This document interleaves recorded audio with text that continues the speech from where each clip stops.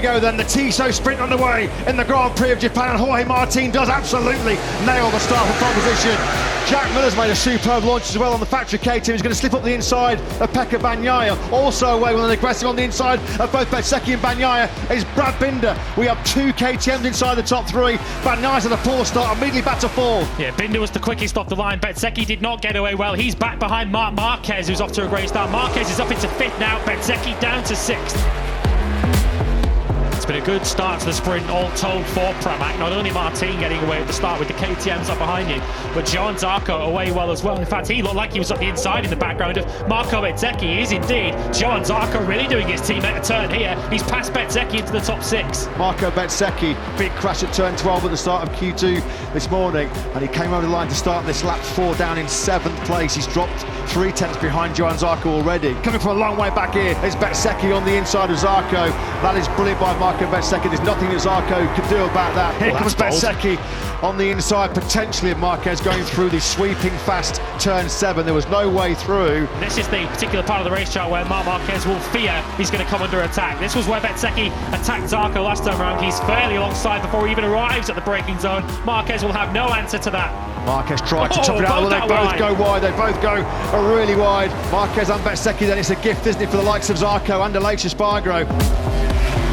Bagnaia has to somehow find a way through on Miller. He pulls side by side and the brakes in. Down the hill we go into turn 11. He's got the inside line. Can he make it stop? That's going to be mighty close. Millimetres between Bagnaia and Miller. Miller runs in a little bit hard. They squeeze each other under the tunnel through 12 and 13, coming to victory corner. Not a battle of victory that they wanted it to be, but through that final corner come Miller and Bagnaia, and it's still Miller that hangs on by his fingernails to that third. Now trying to attack Jack Miller side by side, and again, look how late Miller is on the brakes. Bagnaia couldn't do anything about that.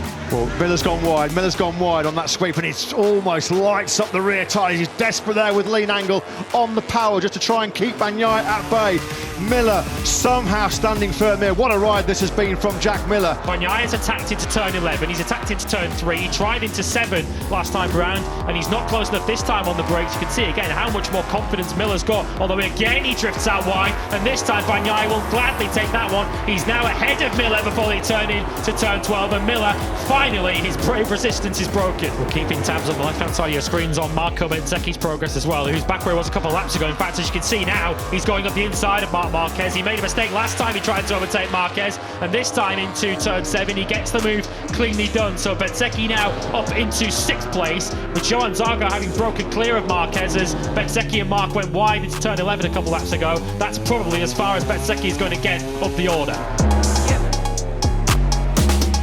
It's a hat-trick of sprint wins, 3rd on the sprint for Martin. There is joy in Japan for the Martinator as he claws back more vital ground in the championship chase. He wins the Tissot sprint here in Motegi. There is your championship picture then going into tomorrow's Motor Grand Prix of Japan. 8 points splitting Bagnaia and Jorge Martin. The heat, the pressure now is really building on Bagnaia. Jorge Martin, 3 sprint wins in a row. We thought it was game on before the sprint. It is now very much game on. The 2 top men will start next to each other on the grid tomorrow. What a prospect that is. Jorge Martin, who has now won more Tissot sprints than anybody else. It's high fives all round. It's a 5th sprint win.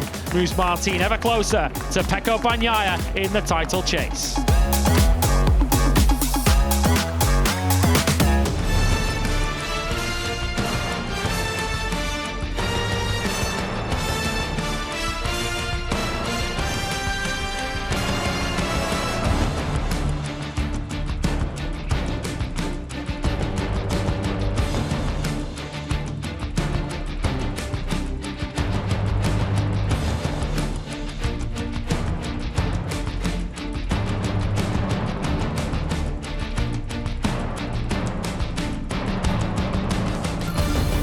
Need more MotoGP action? Click here to get your fix.